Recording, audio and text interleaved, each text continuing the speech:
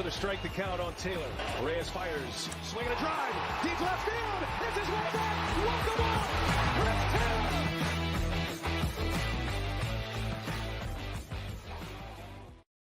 What's up, everyone? Welcome into DodgerHeads Live, presented by DodgerBlue.com. My name is Jeff Spiegel, joined tonight by Daniel Starkand, AJ Gonzalez, and guys, not a fun one tonight. Dodgers lose 8-3. This one was a close one for most of the game. We're going to get into all the decisions. We're going to get into Max Muncy, some positives there. Noah Syndergaard, you could say some positives, as well as some concerns holding runners. We had a Dave Roberts decision that people are going to be talking about in the postgame comments. I am positive of it. Daniel, I'll come to you first. You and AJ were holding it down on our live watch party over on Playback.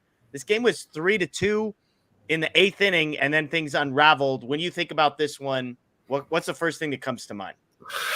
I feel like it's just been the story of the season so far. Like it's mainly the offense is they're either on and they're scoring 8 runs, 10 runs, 12 runs, or they're completely silent the way they were for the most of the night tonight, outside of a couple, two solo homers. So they got to find a way to start racking up some wins here, because we can't just do this 1 win, 1 loss thing the whole year. That's not going to get it done. Yeah, AJ, I'll correct myself. It was 8-2 was the loss. Don't mean to give the Dodgers any extra runs. They had just 3 hits in this one. This team feels bipolar, AJ. It's like offense one night is 10 runs and the next night is 3 hits. Just a weird one. I mean, I'll give credit to Steele. We knew he's having a great year, and he's been really solid coming in. And Dodgers historically against good lefties, but you can't make excuses. You got a top offense. You got to show up and produce, and they just did not do that tonight. Yeah, so this one, the way that it shakes out, the Dodgers go down 1-0 on an Ian Happ ground rule double in the 3rd. They tie it back up in the bottom of the 3rd on a Chris Taylor home run. However, in the top of the 4th, they give it right back. Eric Hosmer with an RBI ground out. Yan Gomes homers in the 5th to make it 3-1. Max Muncy gets one back in the 7th to make it 3-2. And then Andre Jackson was brought in, and things did not go well for Andre Jackson tonight. Ian Happ homers, Seiya Suzuki homers, Patrick Wisdom homers. And then in the 9th, Gomes, another home run. Ian Happ, a double to center field. 5 earned runs on the night for Andre Jackson. 8-2 is the final score on that one. Guys, let's talk Noah Syndergaard first for the Dodgers. When you look at the box score, if you're looking for a positive, there were kind of only 2 guys that you can talk about. I guess maybe 3 if you want to include Gratterall. But Syndergaard, I would say on the whole, this is the type of night that we have to be pretty content with, right, Daniel? I mean, 6 innings, 6 hits, 3 earned, 2 walks, 9 strikeouts. So, yes, 8 base runners in 6 innings isn't awesome. 4.5 ERA, not awesome. But for Syndergaard to 3 runs, 6 innings, 9 Ks, I feel like that's a start you take just about every time if you're the Dodgers. Daniel, do you agree with that? That's exactly what AJ and I were saying on the playback. Like, you'll take this start out of Noah Syndergaard all day. Now, it wasn't perfect. Like, he clearly cannot hold runners on to the point where even Yan Gomes is stealing a base off of him, and that definitely cost the Dodgers 1 run. I don't know. One of the other runs might have also been scored on stolen bases. So. Teams are going to keep doing that, so he needs to figure that out. But outside of that, I think he had his changeup working all night. 9 strikeouts in 6 innings. That's kind of what he's really struggled with over the last year and a half, is missing bats. So that's great to see. He was locating really well. The velo's still not there, and at this point, I think it's safe to say it's never really going to be there. But I mean, yeah, for your 4th or 5th starter, if he's getting through 6 innings, limiting the damage to 3 runs, like, you have to take that. Yeah, AJ BC says Syndergaard pitched well enough for them to win. Daniel mentioned 3 stolen bases off of him, but it sounds like you agree with Daniel that, hey, this isn't perfect. This isn't ace type stuff. But if Syndergaard's your number 5 starter and giving you performances like this, you can't really complain. No, I mean, any pitcher that gives you 9 Ks in 6 innings and doesn't walk a bunch of guys, that's all you can ask for from one of your back-end starters. Like Daniel was saying, we're never going to get that New York Met velo back out of Syndergaard. He's not going to touch triple digits. But when he's got that changeup working and he's locating it, because he was throwing it inside, outside, and when he was locating it, that's where he got those 9 Ks. I think Daniel said he got 8 of his Ks on that changeup. That is what they signed Syndergaard to do, not capture some velo that's never going to come back. Well, and Daniel, I've actually said before, and I don't think you and I have had this conversation, that the Dodgers said, hey, we don't care about velo. Now, it's pretty likely that might have just been posturing in case that the velo never came back. But part of me wonders if the reason they liked Syndergaard was not because they were banking on 100 miles an hour coming back on the fastball, but because they actually saw something in the changeup and some of his breaking stuff to say, look, dude, you don't need to throw 98. And in fact, throwing 98 probably gives you a crutch that you don't depend on your off speed and breaking stuff enough. You're sort of more on the pitching side of things, having pitched yourself. Like, do you think there's any merit to that type of thing, that Syndergaard can actually be a really successful pitcher without blowing guys away with his fastball? And maybe to some degree, the Dodgers were content with him as a pitcher, even if the fastball never comes back? Yeah, I mean, look, like velo isn't the end all be all. Like we've seen the Dodgers bringing guys who don't throw hard. At like Tyler Anderson just last year, he's not exactly, a flamethrower, and they figure out a way to make it work. So I will say, like, when your velo is lower, like I'd say your margin for error is lower. Like you definitely got to locate well, like when your fastball is at 92 instead of 97. Yeah. And I wouldn't exactly say that's necessarily a strength of Syndergaard's. Like I don't think he has the best command out there, but I'd say his command was pretty good tonight, like especially with that changeup. So if he's locating the off speeds well, then he could definitely get by. Well, not necessarily being an ace by any means, but, a mid-3 ERA, high-3 ERA type guy. And that's all you could, realistically ask for him. So, yeah, I mean, I think, the velo talk has pretty much been put to bed at this point. And it's like, how could we figure out how you could be a successful pitcher? And tonight he threw like 35 changeups or something, which I'm not, exactly entirely familiar with, the Noah Syndergaard of old, but I don't think New York Mets Noah Syndergaard was ever throwing 35 changeups in a game. So, he's a new pitcher now and he could still be a successful one, but I'd say his biggest issue is not the velocity. And we've mentioned it, he can't hold a runner on. So every time he walks a guy or gives up a base hit, they're in scoring position, and that's just not going to get it done. Yeah, looking at his player breakdown over on Baseball Savant, 36 changeups. He got 22 swings and 10 whiffs. So a 45% whiff rate with his changeup, but it was all over the place. His sinker got 4 whiffs on 12 swings. Cutter got 2 more whiffs. So he had a 34% whiff rate tonight, 16 whiffs on 47 swings for Noah Syndergaard. That's pretty remarkable stuff for him. And, the 4-seam fastball, he threw 9 of them. He threw 8 of them all night. And wow. So, yeah, and I'm sorry, I was reading that wrong. 33, you were right. 33 changeups is how many he threw tonight. I don't know if that's what I said earlier, but I was looking at that. So just eight fastballs for Noah Syndergaard. I mean, imagine saying that to him. And none of them were put in play, by the way. Not a single one of those was put in play. He got 2 swings, 2 called strikes, and a bunch of them were out of the zone. So there you go. The other guy, other than Syndergaard, if we were going to talk about positives here, was Max Muncy. He goes 2 for 4 tonight. The rest of the Dodgers offense goes 1 for 26. That's a big, ugly number there. Let's talk Muncy real quick, though. He hits the home run late in the game, the 7th inning off of steal to cut the lead to 1. He finishes 2 for 4. He's now tied for the major league lead with 6 home runs. This is a guy that, like, a week ago, people were crapping all over. He goes to San Francisco, doesn't play all 3 days, but comes back, and now he's got 6 home runs. AJ, I'll come to you. I mean, like, is he back? Like, he's got that little hop step or whatever the heck he's doing with his back foot. I mean, are you all the way back in on Max Muncy now? I don't know if you remember when we did the game chat last week or the week before, I said Max Muncy was going to be back. Yeah. I said he was coming off of a year where he had come off major injury at the end of 2021. Wasn't himself for most of last year, except for about the last 2 months. And all he needed was a spark.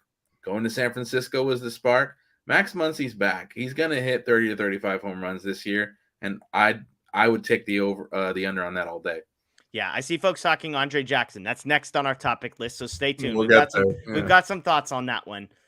Daniel, I do think as far as our staff goes, there are some parallels between Chris Taylor and Max Muncy, both guys who had really down years last year. Again, people would make the case Muncy was much better. Muncy's sort of slump as far as over the last couple of years has been much shorter than Chris Taylor's. But I think most of us were pretty optimistic about Max Muncy. I'll be honest, I'm not quite sure I saw it turning around as quickly as it seems to have turned around from being really, really bad to 6 home runs, and it feels like a week. But I mean, are you all the way back in? Like, are you, hey, pump the brakes a little bit, like give this guy some time, he's not going to be back? Or are you like, holy smokes, I mean, he's just seeing it and ripping it right now. It's 111 miles an hour, I believe, the exit velocity on his home run to right field. Yeah, I mean, he's got 4 or 5 homers this week, so I'm not expecting that every week for the rest of the season by any means, but I think it's safe to say that he's back, and he's like AJ said, he's going to be a guy that hits 30 to 35 home runs this year. He's always walked, so we know that's going to be there. So I just think, I mean, first of all, he started off the season, he was 0 for 5 with 5 strikeouts in the first game of the season, and kind of like we were talking about in the playback with like relief pitchers when they have like one really bad outing and it balloons their ERA, like starting your season like that, could do a lot to you mentally. So I guess just the trick he needed was to go up to San Francisco for a series. And I think tonight it was a huge positive just to see him, continue that now that we're no longer in San Francisco. So I'm definitely buying in on Max Muncy. I was never really selling my Max Muncy stock. Like AJ was saying, he was injured, for a lot of last year. And if you look at his second half numbers, like he was almost back to his normal self then. So yeah, I think Max Muncy, I think he's going to have a good year. I think there's going to be times where he goes through his struggles and he's going to strike out a lot, as he always has, but he's going to take his walks and he's going to hit his home runs. Yeah.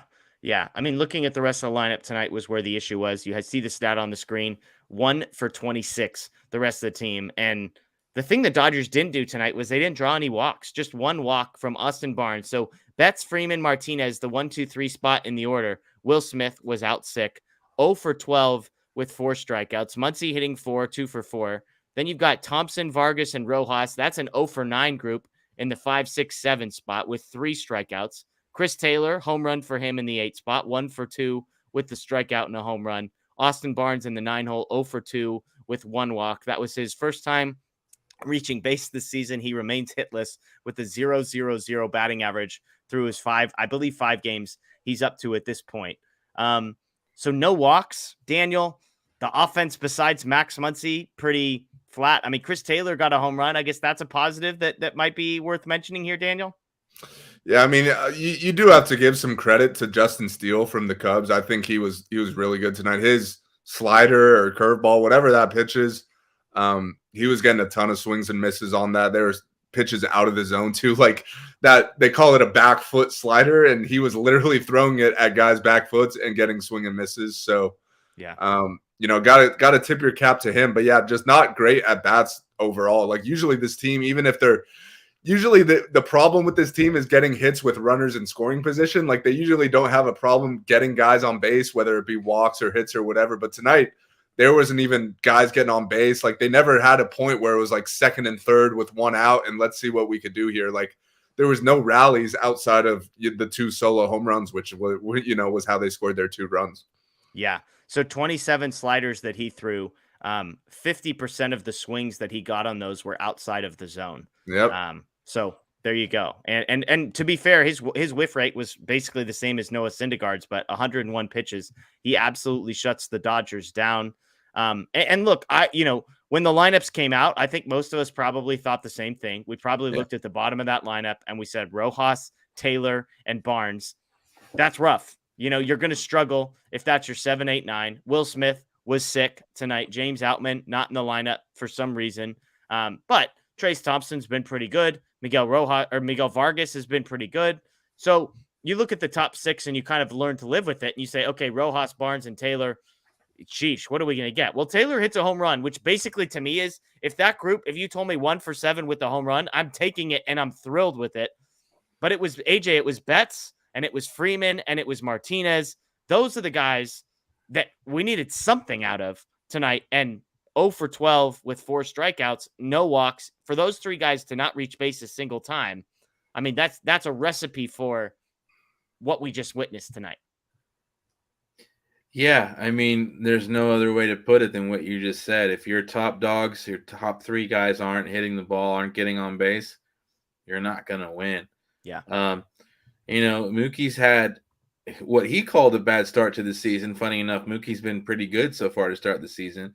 Freddie's been terrific, and JD has been better than maybe some people thought. But JD has looked, I think Daniel said during the playback, JD has had moments where he looks totally locked out. Yeah. Doesn't quite look like himself there. And it's your team. You naturally expect some clunkers. But for your top three guys to not get on base at all, you're not going to win a game.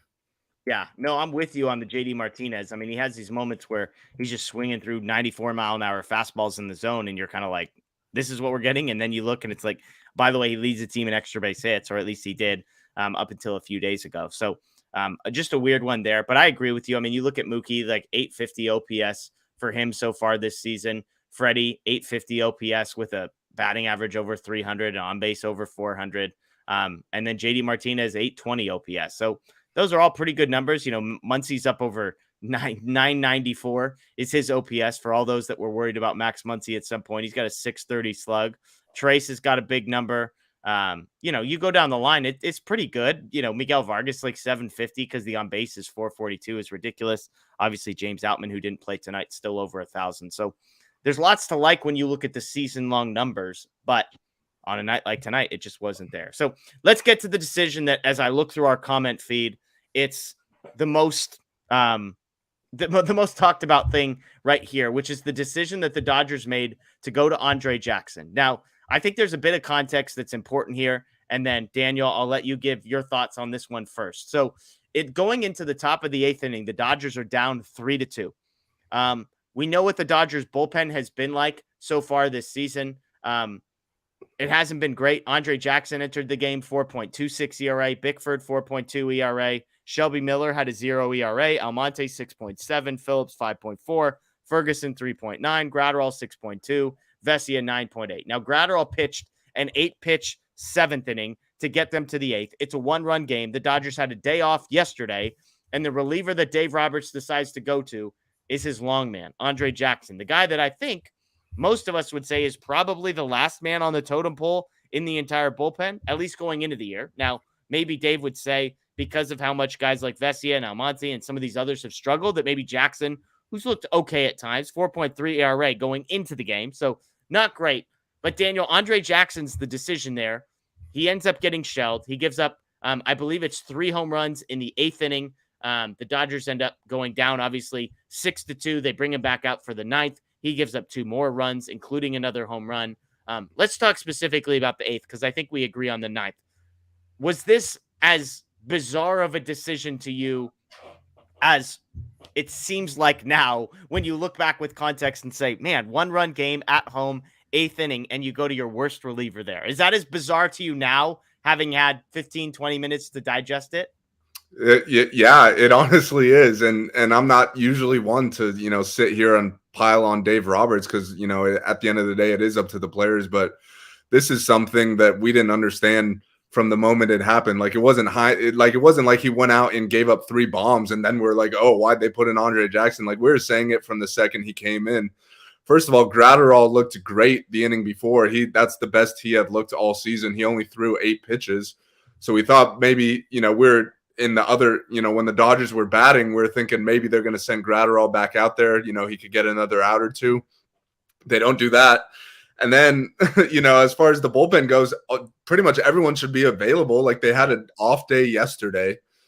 So for you to go to, like you said, arguably the lowest man on the totem pole, the guy who's kind of your mop-up guy who should be in there when the game's kind of out of hand in either direction, for you to go to him in a 1-run game in the 8th inning when your bullpen is fully rested. And it was the middle of the Cubs order too. Like, it wasn't like, oh, it's 7, 8, 9 and he could go steal some outs for us. It was the middle of their order. To me, it just didn't make any sense. Like, a 1-run game, I know you're down, so you're not, it's not like you're sending your closer out there to shut it down, but you definitely want to send one of your high leverage guys out there to keep that at 1, knowing that you got bats that could strike at any time. Yeah, and then look, the Dodgers offense sucked tonight, so there's clearly no guarantee that the Dodgers would have come back in this game had he been scoreless. But AJ, I tried to justify it in real time and say, well, like Vesia has been bad, so maybe he trusts Jackson more than he trusts Vesia. Maybe he trusts Jackson more than he trusts Almonte. Maybe he trusts him more than Phil in the. I mean, like, do you think there's any truth to this, or is this just hey, the guy hasn't pitched in 4 days. We're down by 1. We're going to see if we can steal some outs, and it kind of just backfired on him. Yeah, you don't bring in your mop-up guy when there's no spill. Yeah. At a certain point, and look, I know that everyone in the bullpen has struggled. Even our fireman, Evan Phillips, has had a rough outing or two. And I do take that into consideration when I hindsight this choice to bring in Jackson, who looked pretty good his last time in. But, I mean, you're down by 1 in a close game. You have a top offense, and the middle of the Cubs orders coming up. And like Daniel said, Gratterall only threw 7 or 8 pitches the inning before and looked his best. You throw him back out there. You bring in Almonte, see if he can throw another inning. You bring in one of your other guys last year who were good. Yeah. You don't bring in your mop-up guy. As much as I like Jackson and believe in his abilities as our mop-up guy, that's just a bewildering decision. Yeah, almost as bewildering as this comment that Jeff is a Roberts apologist. This is somebody that clearly hasn't been watching our shows for the last couple of weeks. So there you go. It's good. I mean, you want to get complaints from people on both sides of the aisle, Daniel. I must be doing my job if somebody thinks I'm a Roberts apologist, because I appreciate it. There. Let's go real quick, because then I think a decision we all were fine with. I at least I should say, I don't know where you stand on this one, AJ. Daniel and I were perfectly fine with Dave Roberts sticking with Andre Jackson for the 9th. You've got a guy in Jackson who has some length, who you're not really worried about the number of pitches. He ends up throwing 55. But basically, by the time the 8th inning ends, now it's 6-2. Your offense goes scoreless in the 8th. You've got just one more at bat. They throw Jackson back out there. A lot of people complaining about that. Oh my gosh, they gave up. They waved the white flag.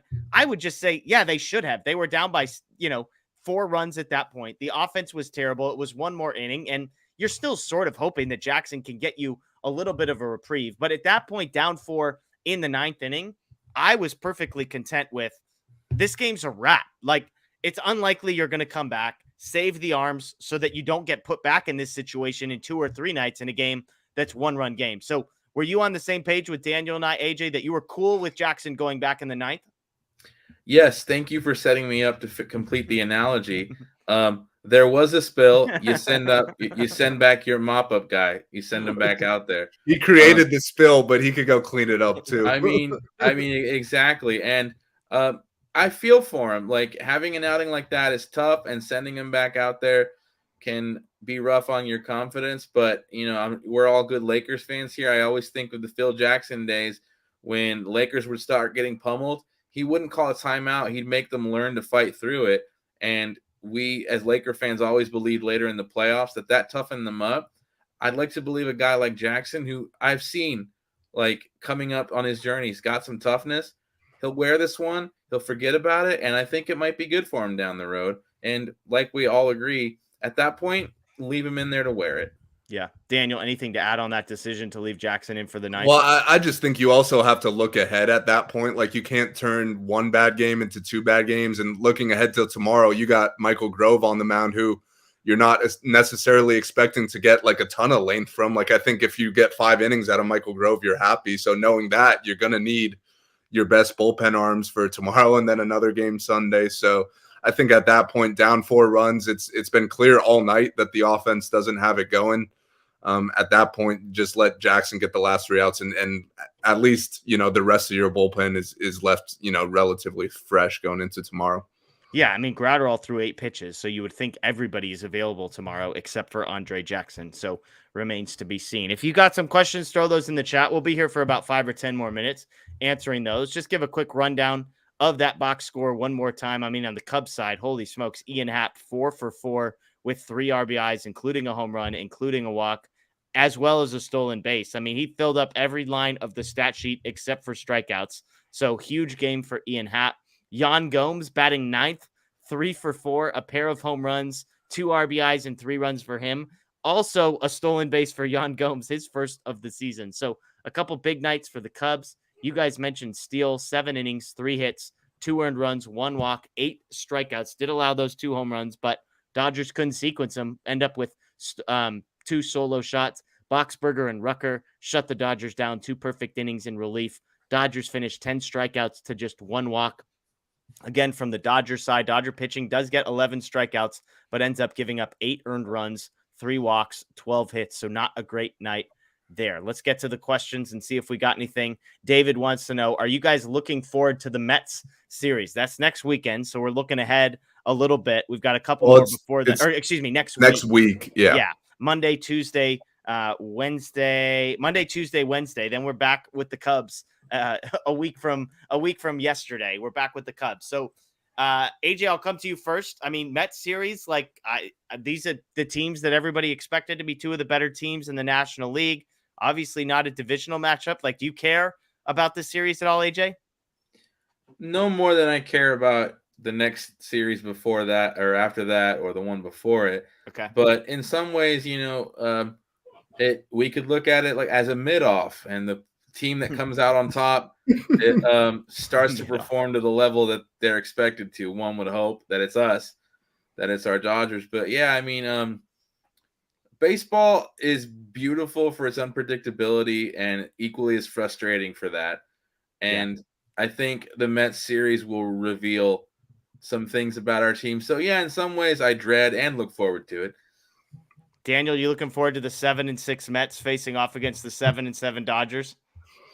I mean, we were talking about this earlier in playback. I guess it's good that they're getting them early in the season when, Verlander and some other guys are out. But, yeah, I mean, you got to start racking up some wins at this point. So I'll take on whoever. I mean, hopefully the Mets stay cold. You said they're 7-6. Pete Alonso does have 6 home runs. So we get, as of now, the 2 major league leaders in home runs with 6, Max Muncy and Pete Alonso. But, yeah, they got to start, winning more than 1 or 2 games in a row at a time here. Yeah, there you go. There was a question in here. If you posted a question earlier in the chat, feel free to repost it towards the bottom because it's harder to scroll up when we've got these. None220, Dodgers should stop messing around and bring Bobby Miller up. How bad could it be bringing him up? He actually hasn't pitched at all in the minor league. So I think regardless of what you think of Bobby Miller, there was sort of conflicting reports about whether he's fully healthy or whether he's not fully healthy. He said he was when we interviewed him at spring training. And then I think a few days later, he kind of said something that was slightly contradictory, or Dave Roberts said something that was slightly contradictory. So, are they messing around? Potentially, but he's not pitching. So until he starts pitching, at least in minor league games, we're not going to be seeing Bobby Miller. Gavin Stone's the other name everybody wants to ask about. And the thing about Gavin Stone is he's struggled mightily in AAA. And so if he was dominant in 3 starts, I think it'd be a different story. But there we go. Let's see. Oh, here we go. DKM, on a scale of 1 to 10, how much would you like it if the Dodgers signed Aroldis Chapman? It'd be a low number for me. We'll go very low. I don't know if we're quite to a 1. I've got personal things I think about Aroldis Chapman, the dude. And then I've got old Aroldis Chapman that I honestly didn't know for a while was still in Major League Baseball. I think he's been pretty good this year, but that's a big low number for me. Maybe a 2, somewhere in the 1 to 2 range for me. Daniel? Yeah, no, I'm with you. He has looked better. He's on the Royals. His velo's been up, but yeah, no. The off the field stuff, outside of a 2-week sample here, he's been pretty bad for a while now too. So I don't think, trades necessarily are happening at this point in the season regardless, but I'd look elsewhere personally. 4.5 ERA last year in 43 games, a whip of 1.43. That's really bad. The year before, the whip was 1.31. So the strikeout numbers were still good. Last year was 10.7, so that was well below his career average. This year, it's back up to 16.2. He's got a 0.39 ERA in the massive sample size of 5 innings. AJ, you down in the 1 to 2 range? That's being generous. Look, I'll go ahead and be blunt about it. If the Dodgers are going to entertain a PR nightmare similar to Trevor Bauer again, it better be like the second coming of Koufax, and Aroldis Chapman isn't that. Yeah. Lewis asks, regarding Jackson, do you think tonight was a tryout for Jackson for a larger role in the bullpen? I think it's possible. I mean, like, again, I think the decision doesn't make sense to me. But I think you could, like, if Dave Roberts were to come out and say, look, I don't trust any of the guys out there right now. And I thought Andre Jackson gave me as good a chance as any of them, so I put him out there. Like, I don't think that would be the craziest thing I've ever heard. Now, Shelby Miller hasn't given up a run yet, even if he has 5 walks. That feels like it'd be a better decision. Caleb Ferguson would have been a better decision. Like, there's a whole host of guys that I think you could make the case statistically and historically would have been better options. But AJ, I mean, is there any chance that was actually what Dave Roberts was thinking? Was, what, you want me to put Vesia and his 10 ERA in? You want me to put, Almonte and his 7 ERA in? We're not going to use Phillips. So, like, who was the better option? Like, everybody's a big Phil Bickford guy all of a sudden. Everybody wants Phil Bickford in this spot. Like, is there any chance, AJ, that this is what was happening? That might be the best question that's been asked tonight in the chat and on the playback, because I can't argue and say definitive. Obviously, I can't get into Dave Roberts' head here. I'm not Professor X, but it's a fair question. Unfortunately for Andre, if it was, he failed miserably. And it does circle back to the original point. Like, okay, maybe bringing in our mop-up guy was the bad choice. We all agree it probably was. Right now, based on their performances, who's the better option? I hate to answer a question with a question, but yeah, it's a tough one. So I actually have the response from Dave Roberts here on that decision. Juan Toribio just tweeted a few minutes ago. He said, with a game on 10 straight days coming up, Dave Roberts said they wanted to go with Andre Jackson there to potentially get 2 innings and save some leverage guys. Caleb Ferguson was the other arm that he considered. So basically, sounds like they're kind of waving the white flag in the 8th inning, down 1 run, so they could save their bullpen. Dave Roberts also says they think Andre Jackson was tipping his pitches. So I could see that. I mean, they were on everything he threw, but he also wasn't, I wouldn't say he was locating that great either. But yeah, so Dave Roberts was trying to save the bullpen the day after an off day. Yeah, that's exactly how I would phrase it. In a 1-run game. Yeah. With two more, at times for the batting order to come through. Yeah, that's I mean, you and I think, based on the way you're saying it, Daniel, I can't get behind, hey, this is day 1 of 10, and like, okay, that could be a true statement. You had an off day yesterday, it's a 1-run game. Tomorrow you might be down by 7. Like, you don't know what tomorrow's going to be. Grove might give you 7 innings. Like, you have no idea what the day is going to bring. I can't get behind that piece, Daniel. No, I agree 100%. Like you said, within those 10 games, there's probably going to be 2 or 3 at least that are lopsided either way. And those are the games you go to Jackson. Like, when it's a 1-run game and you have a chance to win it, even, probably not a great chance with the way that they were swinging the bats, but it still was a chance. 1-run game. I still think you need to kind of go for that. And, even so, like, you were in the 8th inning at that point. It's not like Syndergaard went 3 or something and you needed someone to eat like a ton of length. Like, you got 6 innings out of your starter. Yeah. Yeah. You have what? 8 relief pitchers in the bullpen. And, if everything goes according to plan, you use 3 tonight. So that means you got 5 for tomorrow, and you're never having to use anybody back-to-back nights. Like, It's not a complicated strategy. I know Grove is going tomorrow. I know you've got 10 games in 10 days, whatever. And I mean, sorry to cut you off, but like, if you want to use a guy for multiple innings and to eat those innings, like, why not stick with Gratterall, who got through an inning on 7 or 8 pitches and looked great doing it? Like, that, to me, that was your chance to have one guy eat a couple innings right there, and they decided to go with Jackson instead. Yeah, AJ, they could have gone to Jackson in the 7th inning. A, you're not facing 3, 4, 5, and B, it was at least a 2-run game at that point. Like, that was pre-Muncy home run. So, like, it felt like if you were going to go to Jackson in the 7th, we're probably not sitting here complaining about this, right? Yeah, it does scream of someone justifying a decision by reaching for a justification, by reaching for an excuse. If that's what Dave wanted to do from the get-go, to try to like conserve the bullpen before they're tired, which is already kind of a strange statement. Yeah.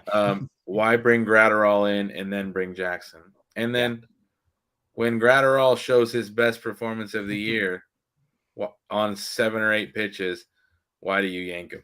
Yeah, exactly. You could bring him out for another inning and he could give you, if he gets out of it in 16, 17 pitches, it wouldn't have even been a crazy long outing for Gratterall. It doesn't make sense. Okay, let's get to one more question here. None220. If the pitching doesn't improve, do you guys see the Dodgers bringing up Sheehan or Nastrini this year? There's a lot of talk, obviously, guys, about Gavin Stone, about Bobby Miller. Here's a couple more guys on that list. Sheehan, Nastrini. Keep in mind Pepio, who's hurt, but we expect back at some point this year. So, I mean, look, if the bullpen continues to go like this, maybe they just start throwing some young guys out there just to see what happens. I think Nastrini feels like a guy that's a lot closer than Emmett Sheehan would be. But, I mean, AJ, what do you think? Do you think either of these guys gets their major league debut this year? If they do, it's going to be in September or, God forbid, everyone knock on wood. It's because of injury. Yeah. It screams like this year they're going to go with the guys we've got on the roster. They're going to hope Pepio comes back. They're going to hope Tony Gonzalez comes back from his freakish ankle injury. Yeah. I don't see it, but that's one of those ones where if somebody wants to, like, own me if it happens, I could be wrong. Yeah. I mean, if you look, they've got the 5 starters they began the year with. Then you've got Grove and Pepio, who are clearly 6 and 7 on that list. Then you've got Gavin Stone, who I think is a pretty clear 8.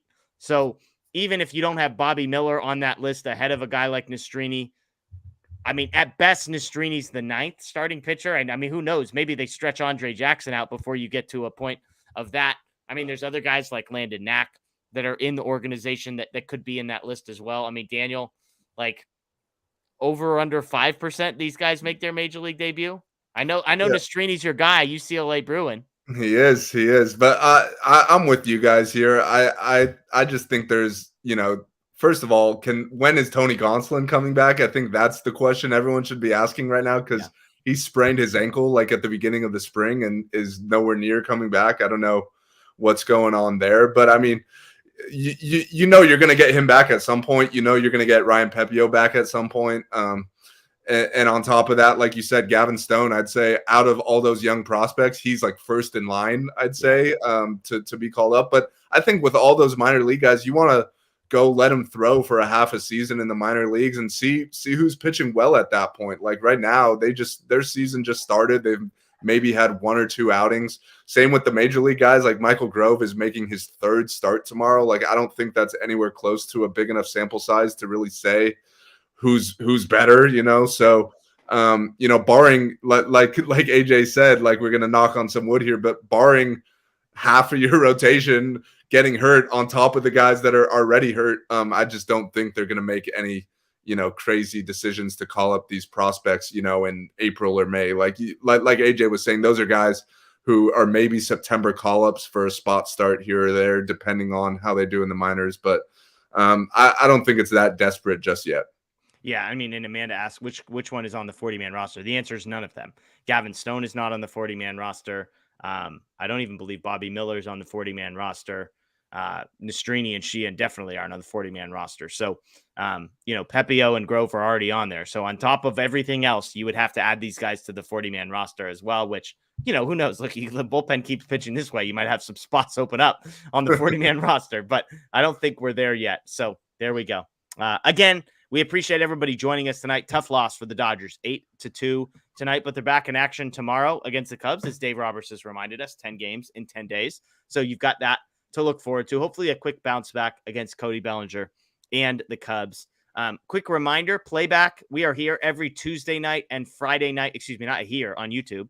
We are at playback.tv/DodgerBlue1958 live watch parties every Tuesday and Friday, but we also are here on YouTube every Tuesday and Friday for post-game shows as well. So we appreciate the Lakers taking care of business in the play-in game so that Daniel could be with us ahead of his team's first round, actually making the playoffs. So kudos to the Lakers.